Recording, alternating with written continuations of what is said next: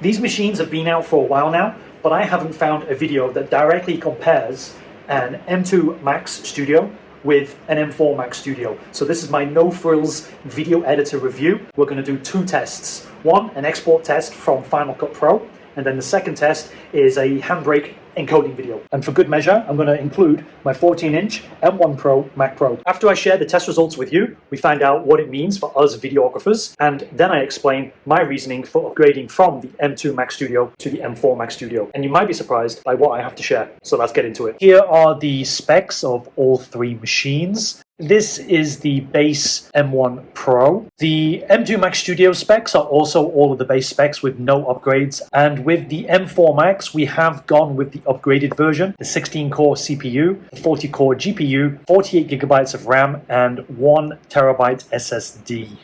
I tend to share my libraries between both of the Macs, the M4 and the M1. That's why this series of tests have been done on the external drive. Using the M1 Pro's low power mode as the baseline, we can actually see the results with the other two machines and the high power mode. Don't forget to consider as well that the M2 Max is the base version without any upgrades, but the M4 Max is the one with all the upgrades before you take it to ultra territory. And there's only a 1-minute difference in performance.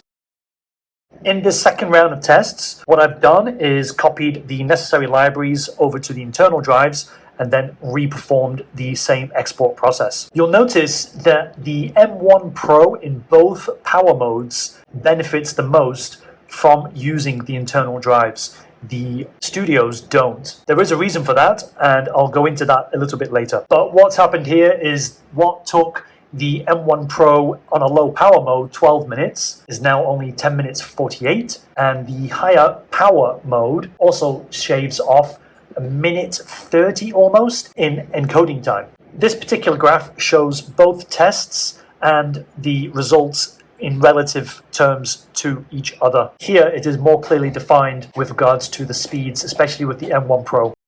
If we look at these results from the Blackmagic disk tests, we can see that the internal drives of the Macs are far more capable in terms of read and write speeds than the Samsung drive. But why do we not see a noticeable increase in export times for the studios? But we do for the M1 Pro. The trouble here is that on the studios, the bottleneck is the media encoding engines. But on the M1 Pro, the hard drive is the bottleneck. If anything, this shows that if you look at all the components inside these machines in isolation, all the speeds and feeds and all the amazing results that you can get from looking at these individual assets is a fallacy. You've got to have them all working together to produce the expected outcome that you've paid for. Spending the extra money on upgrading the SSD specifically for video editing is just a waste of money. There are, of course, other benefits, which I'll get into later. For now, however, the internal read-write performance of the drives makes no difference. Of course, the only way to get better and improved performance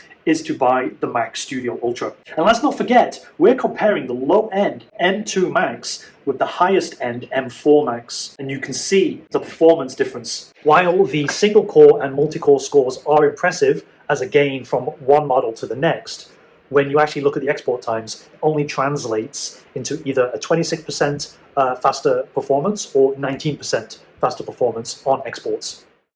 If the media encoding engines on the M4 Max are the limiting factor, then you have to kind of question whether it's worth getting the larger capacity SSD, the more cores, and the extra memory, because what is the cost to time savings ratio with that? And I'm someone who uses Final Cut Pro, on average, exporting 5 or 6 60-minute videos each week, but I'm only going to save 1 minute per video over the M2 Max. Is paying extra actually worth it? For editing in Final Cut, probably not. And the only way to be really sure is to test my M4 Max with the base configuration of the M4 Max.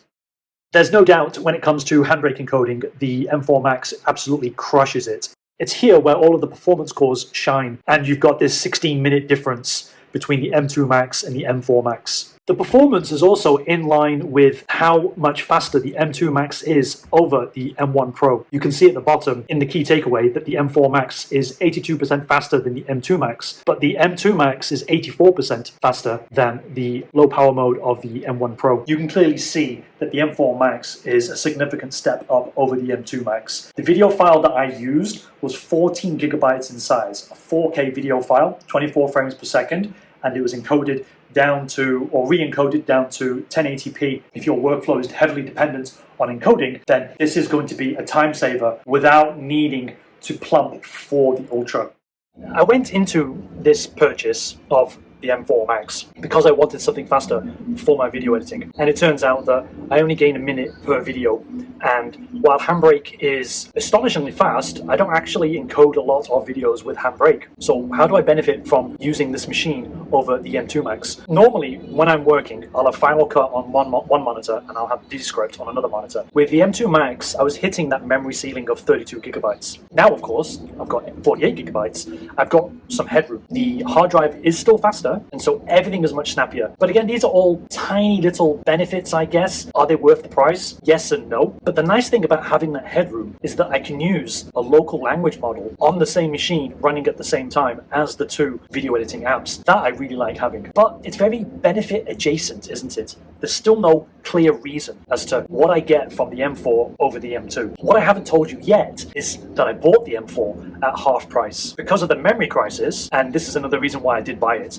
not just because I thought I would get more from the video editing, which I do, small ways, as I just said. Because of the memory crisis and the price of computers have gone up, the Apple prices for the studio went up to 20,000 in Hong Kong. The M4 that I've just upgraded to as well came at 24,000 with all the upgrades. If you try to price that now on the Apple Store, it's actually 31,000. So I've saved 7,000 Hong Kong dollars. When I sold the M2 Max, however, because of the memory crisis, what I originally bought as an $8,500 machine, I sold at an $11,500 machine. So effectively, I got the M4 Max at half price. I can't complain about that. The gains I make from video editing, now I have a better feeling about that because I only paid effectively 12,000 Hong Kong dollars for this machine. But this purchase is also a long-term purchase.